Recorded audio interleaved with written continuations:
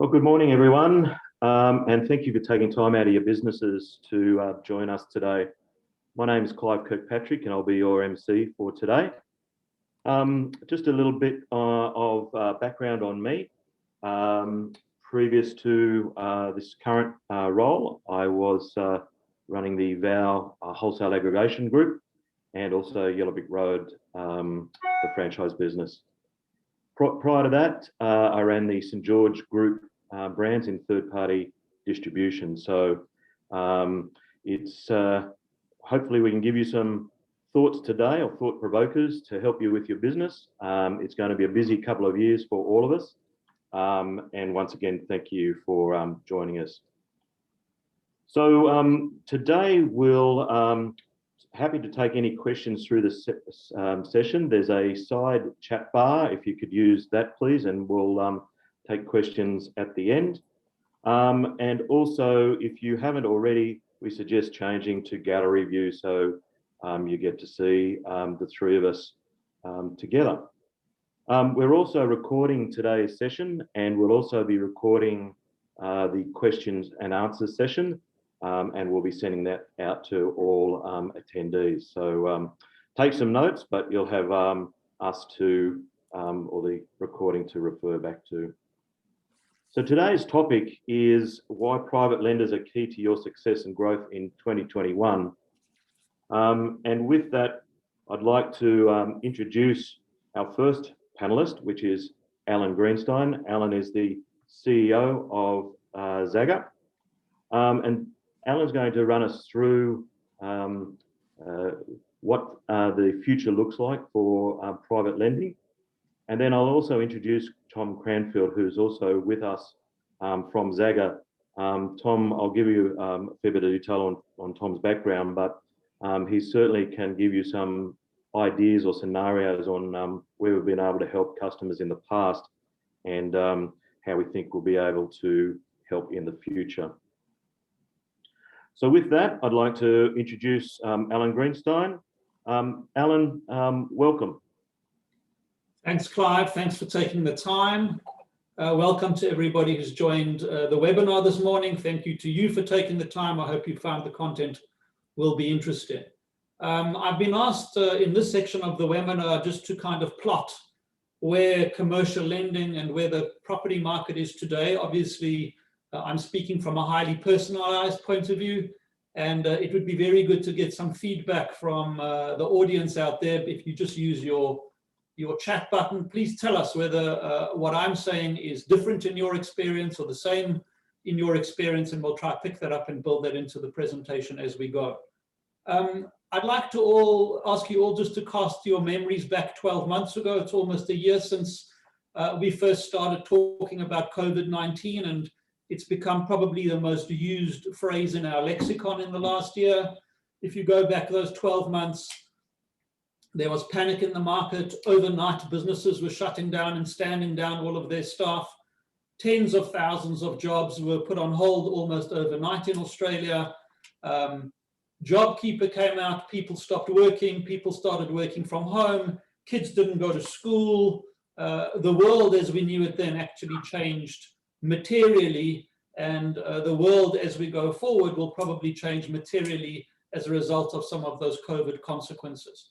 And what's very interesting to look at is those two charts that come from the Bureau of Statistics that are up there on the screen. The first one, if you just have a look in June, July 2020, so roughly 3 months after the pandemic hit, you can see exactly what the trend line was in major lending areas. And if I direct you specifically to purchase of property and construction, you can just see the impact that was had on those sectors over the last year of COVID, with purchase of property actually shrinking, but over the period of COVID remaining at quite a decent rate. And in fact, if you look at some of the statistics from CoreLogic RP data, they suggest that the residential property market across Australia only reduced by 1.5% during the whole of COVID, which is quite remarkable if you consider how well that has stood up.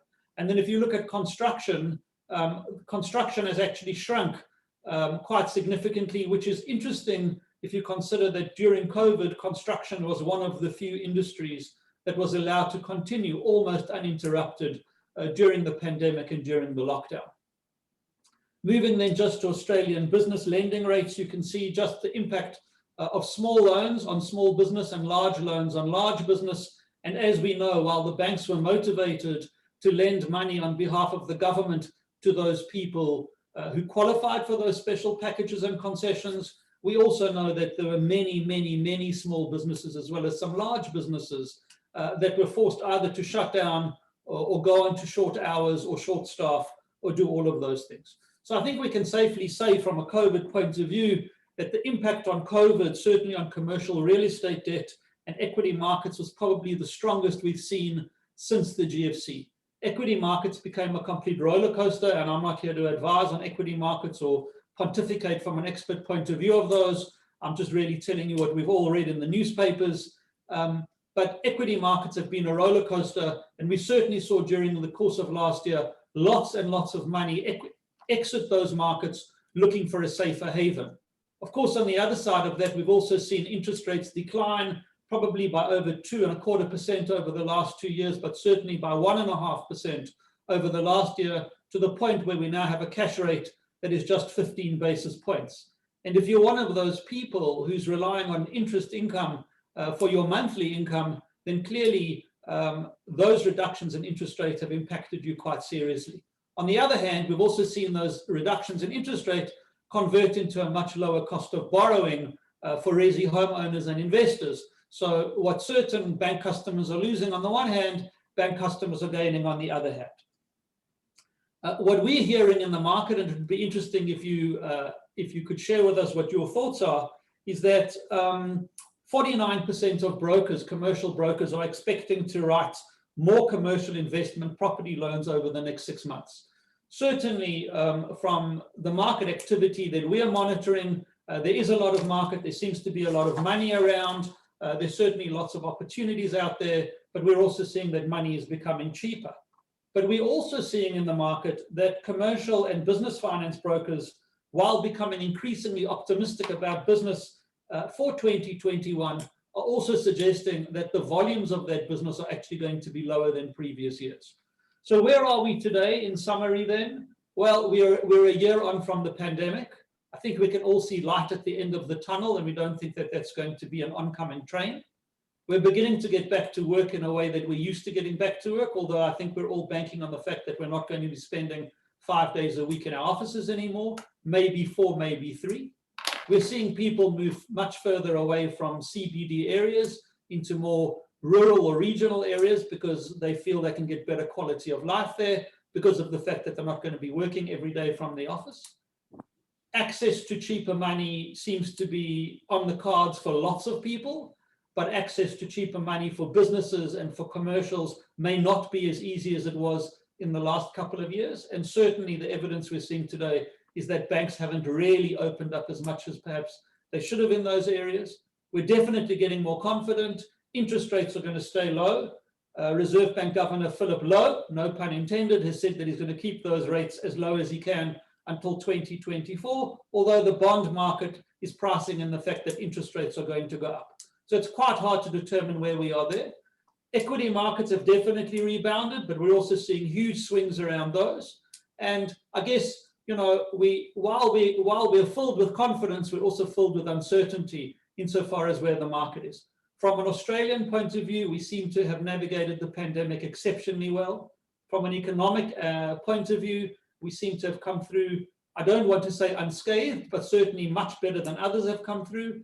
And from the fear that we had 12 months ago in terms of the damage that would be done to markets and to the economy, we're beginning to feel actually that may have a positive outcome. And while inflation may be one of the consequences of low rates going forward, it seems to be that unemployment will not be as bad. Certainly the property market is going to hold up, budgets are going to hold up, and the country is going to hold up. So I guess going forward, we're in a reasonably good position. And perhaps I'll leave it there, Clive, and if there are any questions, happy to take them at the end.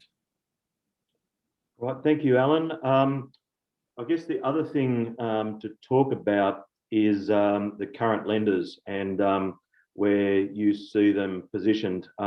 My experience so far in talking to many brokers is that the banks are taking an extraordinarily long time to come back with an answer, and often they will come back with asking for different bits and pieces of information, and then take up to 6 months to actually then give a no.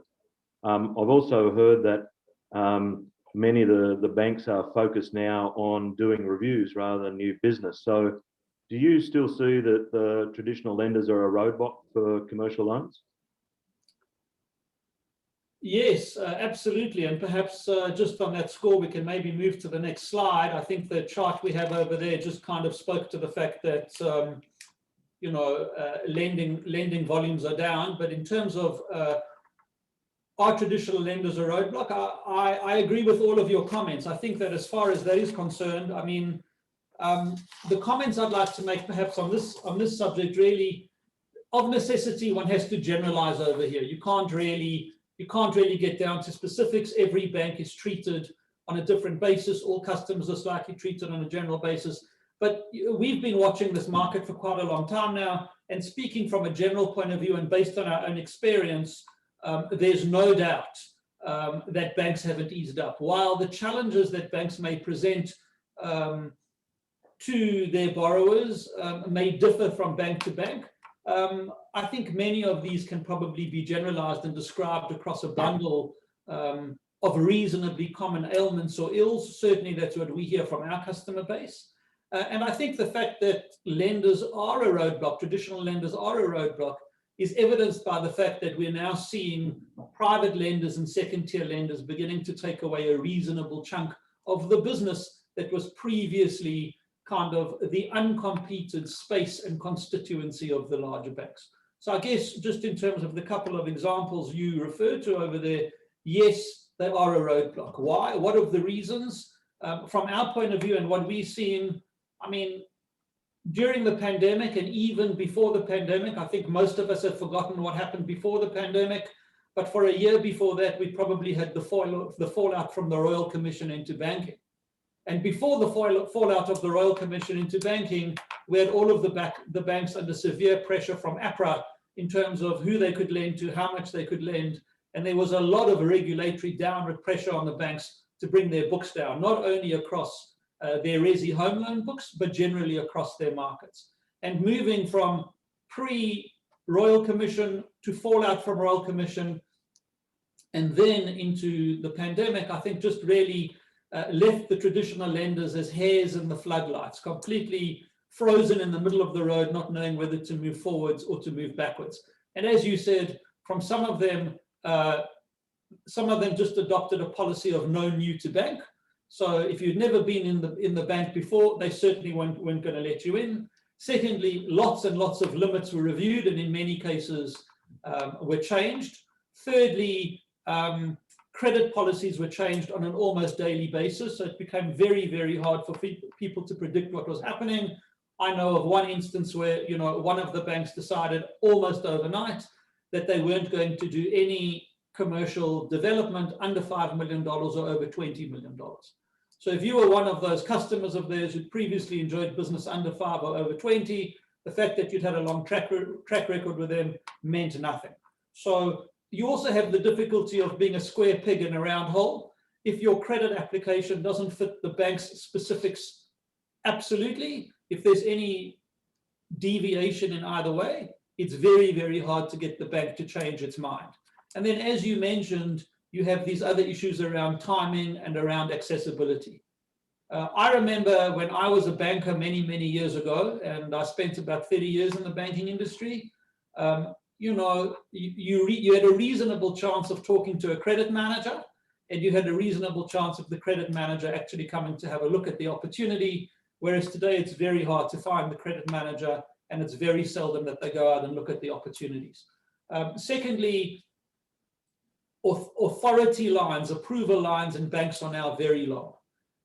In the good old days, people had mandates, they had a reasonable degree of discretion. I think that the consequence and the results of not only the Royal Commission, but also the pandemic has been for banks to knee-jerk react to that, to take a lot of the mandates away, to move those up the pile, to generally make it harder for loans to be written, for it to take longer, for it to be tougher, so that actually if you have the perseverance and you have the energy and the stamina to be able to get through the process, you may well get the loan, but it may be too late at the end of the day for that to happen. So it sounds from my description that banks don't lend money at all. Of course, I'm not suggesting that. But what I am suggesting is that certainly in this country where banks control 90% of the market, these should be the institutions that are opening the doors to the recovery of the economy. These should be the institutions that should be making capital available so that projects can happen, people can be employed, revenue can be generated, and the country can get back onto its feet and prosper from there. But for some reason, and some of this is definitely not the fault of the banks, it's very much as a result of regulatory oversight and as a result of some of the consequences which they're fearing. And we see the massive fines that get handed out to these guys. But as a consequence of those things, banks today, I think, tend to be the bottleneck at the top of the bottle. And that's where the logjam always takes place. Yep, well said. Just before I introduce Tom, I think the three of us like to take the opportunity to thank CAFPA for inviting us on to the session today. It's very much appreciated, and I'm particularly happy with the support that CAFPA are providing with commercial and asset finance brokers, so thank you. So Tom's a property and finance expert with a decade-long career in industry, specifically working on complex credit transactions, and I've actually worked with Tom on a couple of these, and his knowledge is unbelievably deep. Tom has built his background in one of ANZ's largest corporate property portfolios, has worked in Singapore for their institutional and international banking division, and has been involved in his own property fund. Tom's been working with Zagga as a specialist credit officer since the inception in 2017, overlooking all of our loans and specific focus on property and construction development transactions. So Tom, you're going to run us through a couple of specific scenarios that Zagga has worked through in the recent past. So welcome. Thank you very much. Thank you everyone for participating in today's session. Thank you for CAFPA for organising and having us. And Clive, thank you for the kind words. Look, obviously, you guys want to know a little bit more about some of the actual loans which we're doing, and I can speak to some of the details of that and hopefully give you some insights as to how we think. We do think of everything on a case-by-case, loan-by-loan basis. We are able to be boutique and agile. Probably the overriding factors which I'd like to touch on are we are commercially minded people. One of my takeaways from listening to Alan before was about the ability to access people and have a conversation, or to let them come and meet borrowers, look at project sites and go through that. That's absolutely how we operate. You can have a conversation, we can talk through things, we can work through it, and we'll take a practical commercial approach to risk and the application of it. And if we do those things, then hopefully we position ourselves very well to be able to do business with you and your clients. So jumping into the first case study, this was a very strong transaction in our opinion, but it didn't meet the traditional parameters of the lending market for providing land loan financing. We were able to overextend the leverage, which was to the developer's benefit, and it allowed for less equity in the deal because he had other opportunities on the go. It was a boutique site. We tend to find the boutique things suit our product range a little bit more when we're talking about over leveraging sites. And by doing this, what happened was, instead of going to a bank financier or another of our competitors, we gave him a compelling reason to look at the structure of what we were offering and do some work around what he could get from his equity and where he could place it elsewhere. So it became a broader mindset. It wasn't specifically focused to the one thing. In terms of the competition, by being flexible in our approach, being agile in the speed with which we could move, and delivering something for him outside of market, everyone was able to look at it through the right lens, and the risk-adjusted returns made sense. That was an example of thinking through the transaction. So what did we do? We took some planning risk, and we took some risk around changing DAs, or development applications and what that would do to the site and the future value of it. And we were happy to allow for that equity upside, which would then dictate that the site would be of a higher value. From that point, we were very comfortable with who the project sales team were, the number of apartments which needed to be sold, and the residual cash flow position that would be produced once the developer went away and worked on the next phase of unlocking the value, doing the marketing, locking in his building costs. We did our own feasibility studies attached to all of that to make our decision. And we believed and took a position, we took a view, practical view, that there was upside in the value once it was settled and it had been under option, this particular piece of land, as I'm sure many of your clients have that same similar scenario. And then he went away and ticked those boxes. We were willing to do that again, going back to this was a well asset-backed developer. He had experience, he had a good track record, and we were okay to take a position against that because it made sense to us, and we completed our own feasibility studies. We don't just look at comparable sales analysis. We don't just look at the rate per square meter. We'll conduct our own assessments. We looked at it on an upsiding values, a downsizing values, what the different land site sales were, and then we were able to reach our decision. And that changed us compared to going with a bank and going with another non-bank offering. The second scenario, which I want to talk to you about, again, you'll find the overarching theme of what I'm saying to you is deal by deal, practical application, understanding the transaction, listening to what the developer or what the borrower's needs are. You know, we don't just undertake developers finance, we look at business loans as well. I guess the purpose of coming to more of these is this is traditionally at the moment where the non-banking market seems to play more so, but we certainly can work through any working capital, equity releases, and anything we do is mortgage or property backed, then we can talk to those. But in this specific instance, again, I'm focusing on something which is construction related or developer related. And this developer had started the project had commenced. They were comfortable doing that because they had good equity resources and a decent track record. They entered into a joint venture agreement with a builder, but the payment terms were not standard for financing. And by entering into something which was non-standard in nature, they then weren't able to find a financier who could accept the terms of the joint venture and allow for the payments to occur. What we found was that no one had run the feasibilities and gone through the site and looked at the actual process on the basis of, if I was to fund all of the capital required on a market standard and parameter, what would my exposure look like if that builder, because you've got risk around the payments and the way the joint venture works, was to have an insolvency event or an administration, and I was to replace that builder and have to go through that process, then what would my numbers look like? What level of escalation of costs would I have? What LVR position would I be in? And could I get the project to completion and think about it in that lens? So we stopped, we looked through it, we listened to what they were wanting and how they were wanting to do it. Then we took a market-based approach.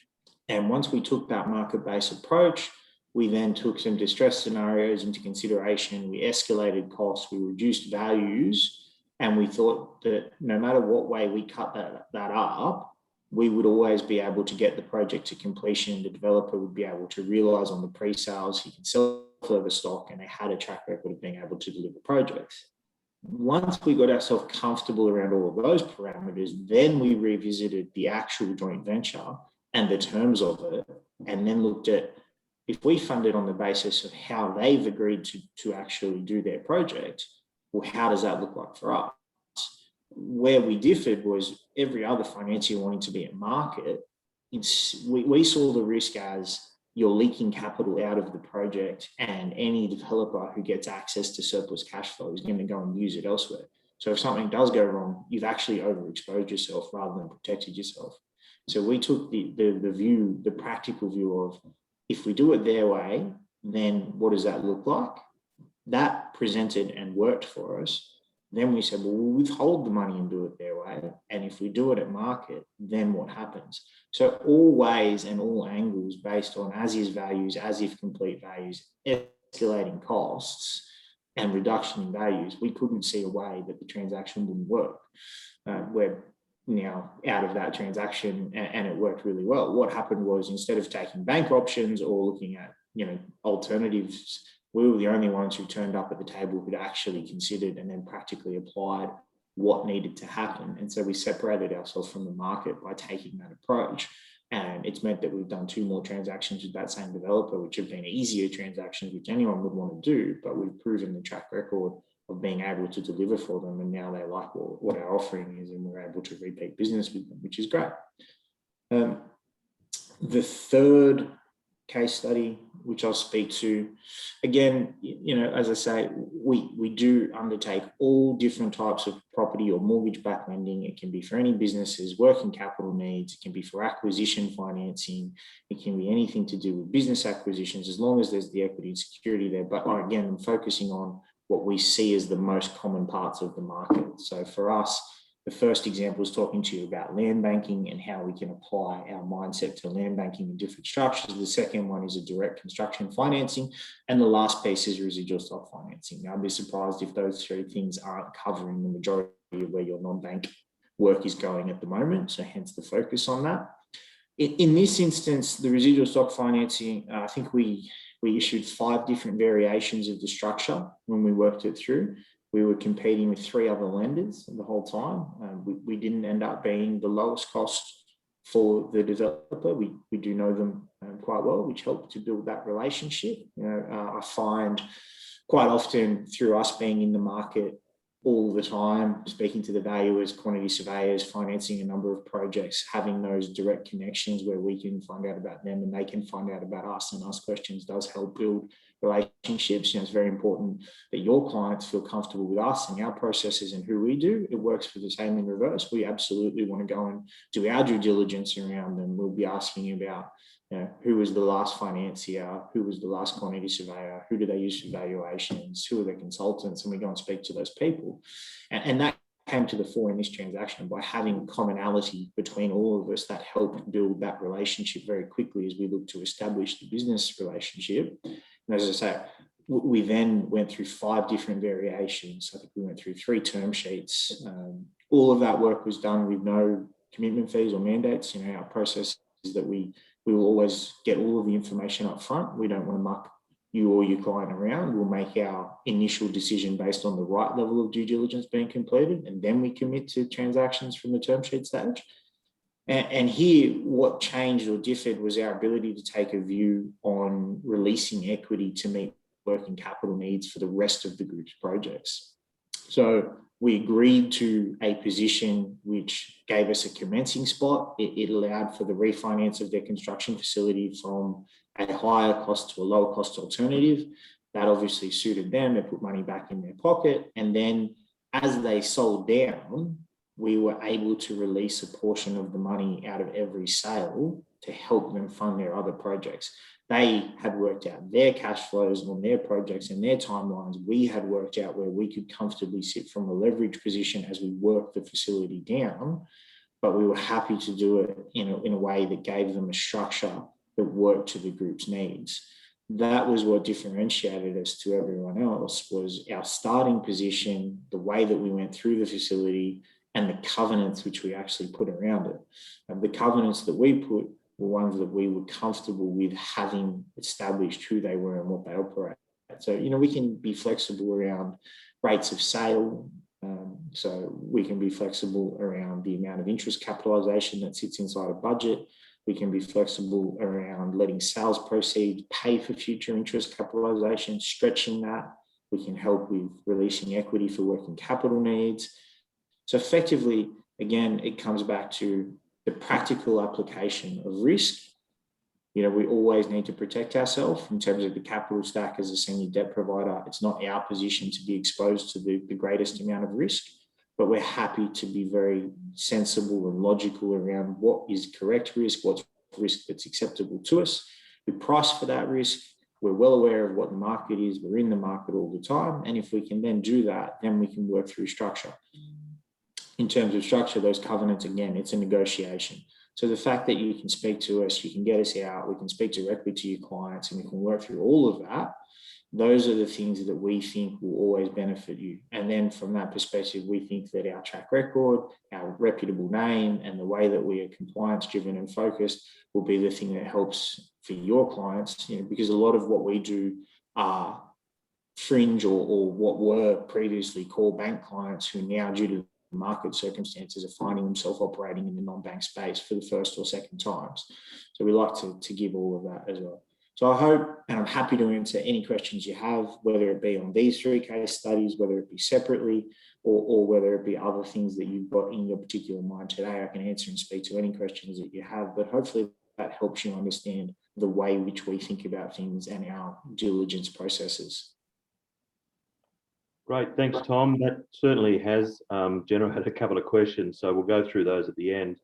I guess that case study 3, the residual stock finance, a number of brokers that I've spoken to weren't aware that that type of funding was available. So that's a great alternative for brokers to sell into their client base. So thank you very much for that. I guess it does raise a question, and I'll get Alan to speak to this. So whilst at VOW, a number of our brokers actually got caught out by some unscrupulous private lenders. So it's important for a broker to understand who they're dealing with and to undertake a fair level of due diligence. So a couple of examples that the brokers faced were they were charged establishment fees where the funder had no intent to fund the loan at all, so they lost their establishment fee. I've also heard of really large valuation fees that seemed excessive and paid for by the broker, and again, a conditional loan as the valuation, and the funder came back with the valuation just didn't stack up and the fees were not negotiable. So there's a fair bit to think through in terms of selecting a funder.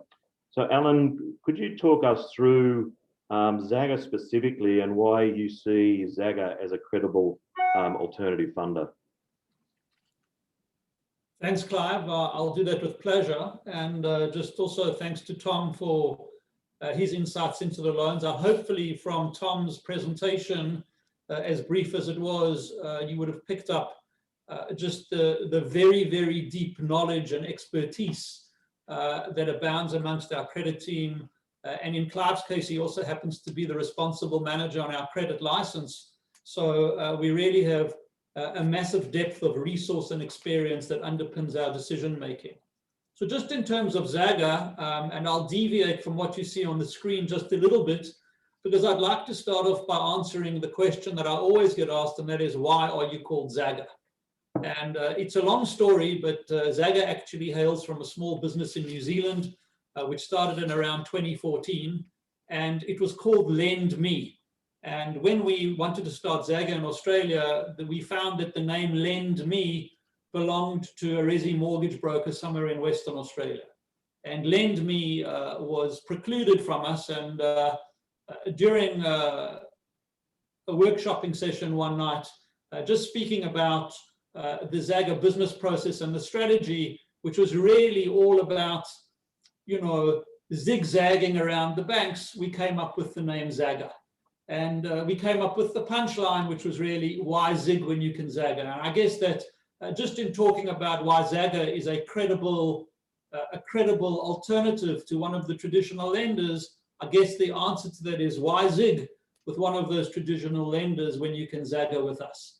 I also like to talk about the fact that it starts with a Z and ends with an A. And in that regard, we've really taken the traditional processes and turned them on their head. We perhaps look at the solution first and the problem afterwards, but that doesn't mean, and this is really talking to Tom's point, it doesn't mean that we're a lender of last resort. It doesn't mean that we're here to write business that doesn't stand the credibility test. It doesn't mean that we take any shortcuts in what we do or how we do it. It just means that we do it differently. And as Tom mentioned, many of our clients are A-grade banking clients, and they've kind of crossed the Rubicon to us. And I can assure you that their experience in terms of our credit process is just as robust, maybe just a little bit more friendly and certainly quicker. So a little bit more about Zagga. We started Zagga in Australia in 2017, having spent the year before that porting across the platform and the software and rebuilding that. And we have both our own financial services license and a credit license in our own name. That credit license, in fact, authorizes us to write a resi mortgage for 25-year tenor. We don't write resi mortgages, but we like the fact that with that license comes a high degree of compliance and regulation. And we want to give comfort to our borrowers and to our investors that although we're small and although we're tech, that doesn't mean that we compromise on the security and on the regulation and the compliance that goes with dealing with people's properties and with their money. Since our inception in 2017, the first loan we wrote was on the 26th of June 2017 for $7.5 million at an LVR of 25%, returning 10.5% to our investors. I remember the borrower paid about 11%. We've written almost $500 million in new loans across over 100 transactions. And those loans range from around the lowest at about $400,000 to the highest at around $30 million. We now try and focus more somewhere between the $7 to $15 million range. But if we see the right opportunities below or above those numbers, we'll obviously look at those. Our role in life, certainly from a point of view of the borrower and to the brokers out there, obviously this speaks to your constituency.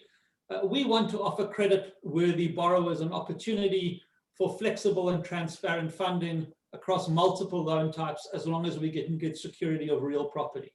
And I guess the message I just want to bring across to you there is that we don't have a fixed credit policy. We have a policy in terms of the way our processes need to work, but it's really each deal on its own merits. We don't prejudge any opportunity that comes through to us. We will look at every single opportunity. And if the borrower is creditworthy, if we can see a good opportunity to exit, because at the end of the day, the exit is probably more important to us than the entry in many instances. And if we're happy with the valuation of the property and the metrics, the credit metrics around the transaction, we will look at funding multiple loan types. And those don't have to be property related in the sense that the transaction does not have to be a property focused transaction. It could be a business transaction, working capital, cash flow financing, import-export financing, all kinds of other things, provided we can get the right security. And I guess the message out there for the brokers is that at the end of the day, we can judge within about 5 lines of reading the credit submission just whether that application is going to have the right prospects or not. So there really is, a huge obligation on the broker to put up the opportunity in such a way that you give your client the best chance of getting it funded. We work with many commercial brokers across the country, and we'd like to work with more of the CAFBAR members. And therefore, the message I'm giving you is, if it's a good opportunity, we'll look at it. And what I will promise you is that if we don't like it, you will get a very quick no. We will not keep you waiting. And if we do like it, we'll come back to you within a reasonable amount of time, usually within 48 hours, with a high level yes, and thereafter with the terms and conditions from Tom and our credit team in terms of how the deal should process. So the shortest time we've taken to fund a loan is under 12 hours. And the longest time we took to fund was 22 days, which was one of our longest loans. So on the one hand, in terms of approving the borrowing, very quick no, possibly in the same day, 48 hours to say yes, and we can then turn around the loan. In fact, I know that the quickest turnaround we had was a loan that came in on a Thursday night and was then funded on a Wednesday morning from a borrower who was actually resident in Canada at the time. And the only obligation we had was we wanted him to sign the loan documents here in Australia. So we made him get on a plane. This was obviously pre-COVID, from Toronto to Melbourne. He landed, he signed his documents, and he went back, and his loan was funded very quickly. We have never failed to fund a loan that we have undertaken to fund. So in the $500 million and 100 plus transactions, every time we have given a commitment to fund, we have given that. We have about 300 registered investors, which includes 3 institutional funders, warehouse style funds, family offices, and we're very well supported there. So we have our own feeder funds, our own in-house warehouses, and should we give you or your client the commitment to fund their loan, I can assure you that we won't walk away from that. I just want to make maybe a few more points in terms of the credibility of traditional lenders. And here again, I absolutely acknowledge that there are many private or second-tier lenders out there. We're certainly not the biggest. We're definitely not the smallest. We kind of know where our space is, and I've explained that to you as being between 5 and 15 or $20 million. We're not in the Qualitas area of things, and we're certainly not down there with the old solicitors funds either. But I think that there are a few things that make us unique, and this is why certainly talking to our own book, while I would suggest that we, Zagga, represent a credible alternative to the traditional banks. The first of that is just in terms of our structure and our flexibility. We use a unique lending trust structure. It means that when we give a loan, we don't tie up our investors in a special purpose vehicle or in a unitized structure. We actually give them direct access to the underlying security. And as a result of that, we have a tremendous amount of flexibility in terms of how we are able to fund that loan.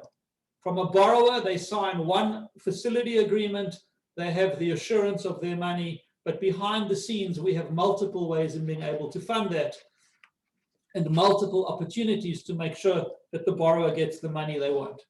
Just in terms of innovation, as I said earlier, we don't have a fixed credit policy. We have a credit policy, but each loan on its own merits. And I think as Tom was able to demonstrate to you on the 3 examples out of the 100 or more that we have, we're very happy to come up with innovative solutions for the borrower. We're happy to work with the borrower and with their broker to understand what is the best solution, what is the best way to make the transaction happen, and how do we create the best possible outcome, not only for the borrower, but also for our investors who are funding it from the other side. I think you will find us to be a very agile business partner. As I said to you, we're able to work quickly. We're not going to take any shortcuts in terms of what we do or how we do it, but you're always going to know where you stand with us. I can assure you that in all of the transactions we've written, we have never changed the terms on a term sheet that we have issued. We have never come to the facility agreement and started to try and renegotiate the transaction. Once we give our word, it is our bond, and the documentation that follows will absolutely reflect that at all times. And also in terms of that agility, as I said to you, we use the structure that is pretty unique, which is able to allow us to access multiple sources of funding over a period of time, and to also be reasonably agile in how we handle the borrowers. And lastly, as I've already mentioned, we have a stable funding source. We have access to significant millions of dollars of funding. We can turn it around very quickly, as you can see by the amount of time it's taken us to turn around some of our loans. And as I mentioned, we've never failed to fund a term sheet or an offer that we have committed to. So hopefully that gives you just a little bit of background about Zagga. It explains to you just how we go about our business. Hopefully from this webinar, you've got a sense of the integrity and the expertise and the experience and the technology platform with which we go about our business. And really, to all of the brokers out there and to their clients, I really only have one question for you, and that is, why Zig when you can Zagga? Thank you, Clive. Yeah, well done, Alan. There's a couple of questions that have come through whilst both of you were talking. So first one, I guess, and I'm not sure whether we've covered this, so the broker that sent this in, I apologise if we're going over it again, but the question was specific around what due diligence do you think a broker should undertake in order to verify the legitimacy of a private lender. So Alan, is there anything you'd like to add or be more specific around what you think a broker should look at? Yeah, thanks, Clive. That's an interesting question. I think there are a few things. Well, firstly, you really need to look at who you're getting into bed with in terms of who's going to be the provider of a significant chunk of capital to your borrower. And, you need to understand who are the parties behind that, where is their money coming from, what is going to happen if they should face some risk, like we saw during COVID. A lot of the private lenders suddenly lost their funding sources and suddenly pulled loans away. You should certainly be asking your funder for some of the examples of the transactions that they have funded in the past. Who are the counterparties that they use in terms of the valuers and the lawyers that they use?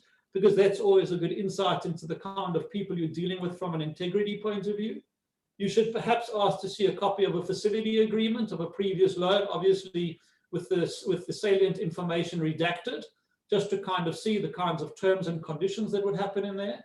You should find out whether they are licensed, because that clearly comes with a degree of integrity and a degree of accountability from the regulator. Do they carry insurance, PI cover, or any other kind of insurance? What is their process going to be, and what is their attitude going to be if your client has a delay or a default? Are they the kind of people who are immediately going to put your client into default, turn up the thumb screws and start charging the higher rate of interest rather than the lower rate of interest, and just get in and do some background checking on the people that they're relying on to do their business? I mean, all of this can probably be done in the form of a couple of short calls or in a quick meeting or over a coffee with the funder, but those are certainly things that you want to do. At the end of the day, you want to be able to put your client with a credible provider of money, and you want that to be a long-lasting relationship, and you want it to be a mutually satisfactory and beneficial relationship. And I guess those are the questions I would be asking if I was the broker. Okay, thanks, Alan. Another question came through, probably to Tom first, and then maybe Al, if you'd like to support. So, Tom, you went through 3 scenarios. So I guess the question that came in from the broker, but I guess the other one that if I was a broker, I'd be asking, the question from the broker is, what kind of deals do you write? And I guess from my point of view, what is a deal that you won't write? Yeah, look, I think we're at a broad level, hopefully we're giving you good coverage on what we will write. Alan's touched on the types of loan limits. Effectively, we're anywhere from 7 to 5 up to 40 down to $1 million. Anything that's property backed, it must have a property security, whether it's a business scenario, whether it's a funding of acquisition, whether it's working capital needs, whether it's property backed, anything development related. Those are the types of loans that we do. We don't currently do any second mortgage lending through the Zagga platform or brand. That's probably an important point to note. Anything that is gearing to a level where it's illogical. I mean, there are market parameters, and we expect that you guys are all commercial and asset finance brokers of experience. You'll understand that we don't take things at 90% LVRs. We work to traditional lending metrics, and then we start looking at solution-based outcomes, practical application of risk. Anything that veers away from being practical and logical and isn't really within market, those are the things that we're not going to do. But we don't take any hard and fast rules or approaches. We're not ticker box lenders. So there's no checklist to fill out. Every deal is its own deal. Everything is a conversation. In terms of geography, look, 90% of what we write would be Sydney and Melbourne based. We move into the Brisbane market, parts of Southeast Queensland.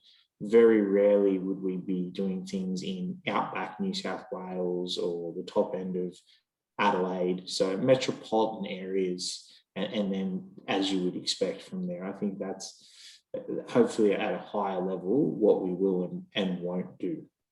Alan, if you want to add to that, go for it.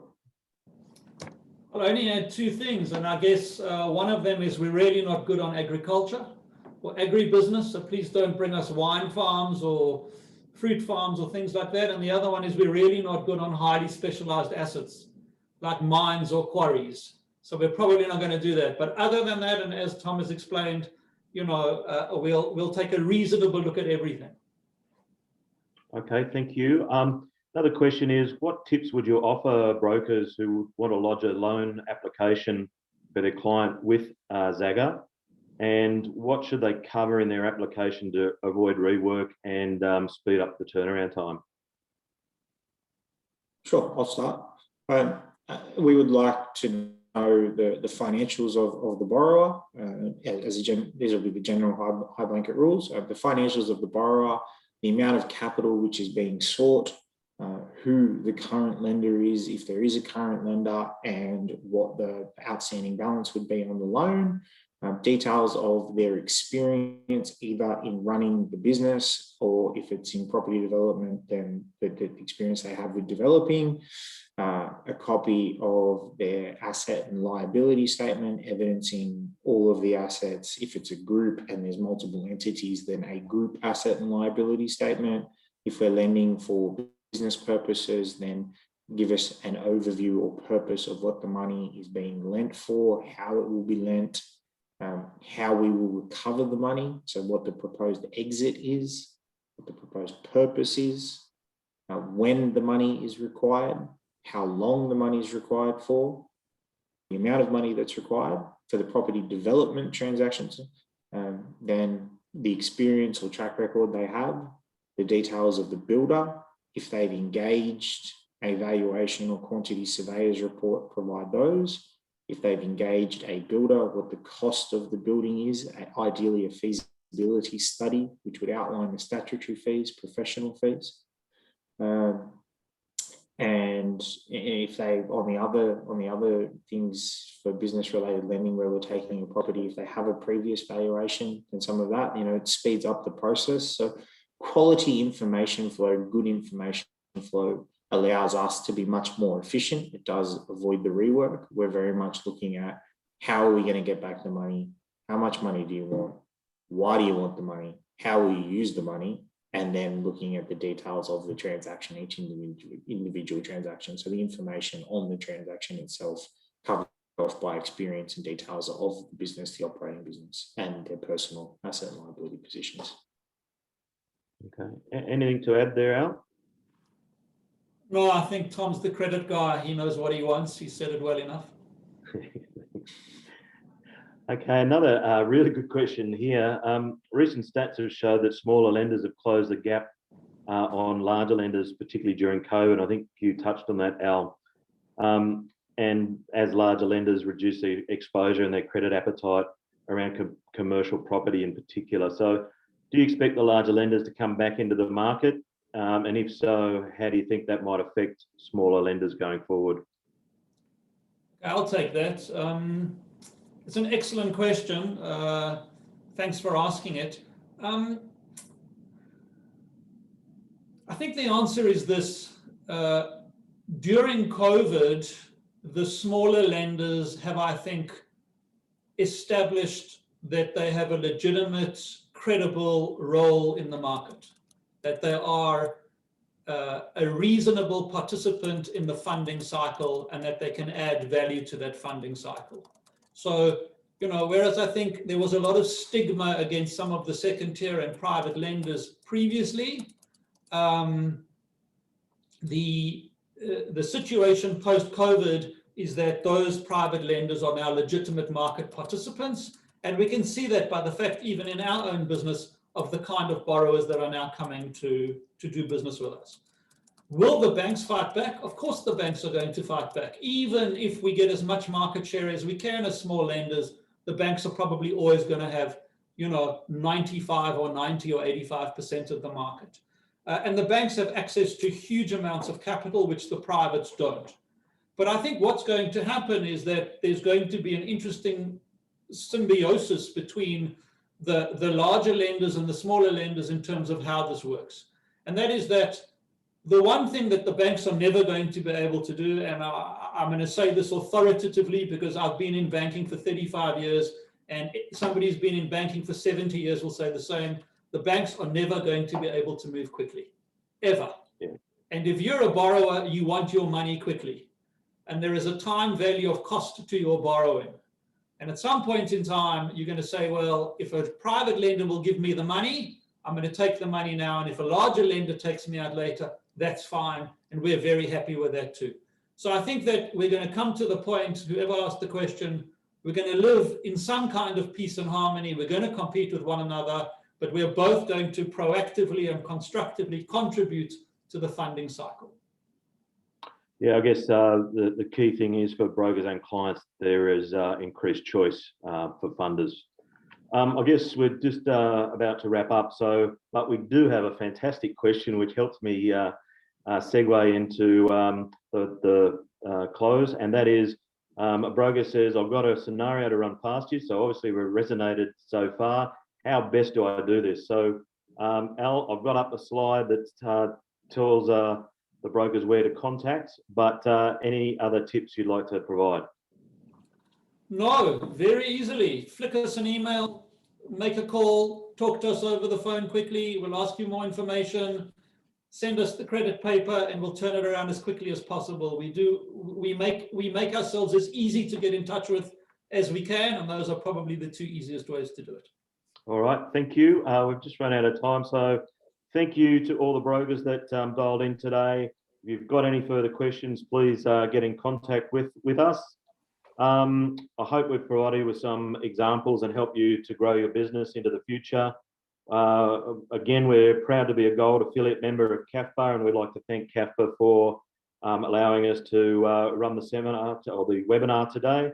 I know we've also had some journalists in from Australian Broker and the Advisor magazine, so we appreciate your support of the industry. Look